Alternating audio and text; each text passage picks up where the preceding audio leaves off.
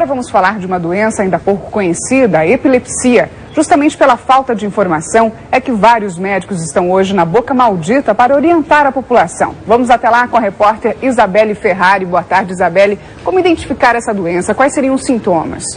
Boa tarde, Thaís. Alguns sintomas dessa doença não são muito aparentes, mas há outros sintomas mais fáceis de se perceber, como a convulsão, por exemplo. E é por isso que a equipe da Associação Paranaense de Epilepsia está aqui desde cedo, exatamente para conscientizar as pessoas e acabar com o preconceito de quem está diante de alguém que está tendo uma crise. Sobre isso eu vou conversar com um médico neurologista, membro da equipe de epilepsia do Hospital das Clínicas aqui em Curitiba, Francisco Germiniani.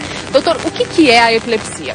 Então, a epilepsia funciona mais ou menos assim. O nosso cérebro é constituído por uma grande quantidade de neurônios, células que se comunicam por impulsos elétricos. Quando esses impulsos elétricos são de uma forma errada, em grande quantidade, em uma área diferente do cérebro, em uma área específica, você vai ter manifestações diferentes que vão se manifestar como crises que podem ser de diferentes tipos. Isso é epilepsia.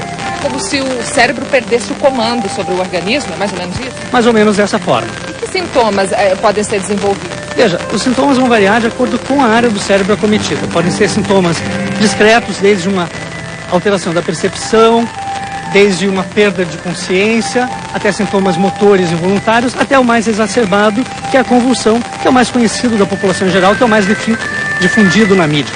E quando a gente está diante de alguém que está tendo uma convulsão, o que a gente deve fazer para ajudar?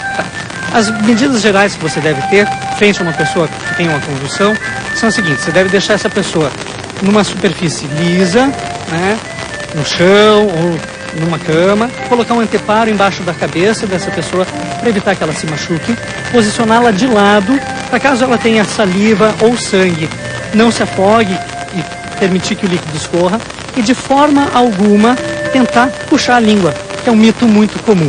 Não deve ser feito. Não deve ser feito de forma. A pessoa que quiser mais informações pode ligar para qual telefone, falar com... Então, se quiser mais informações, pode procurar a Associação Paranaense de Epilepsia no 3256-1996.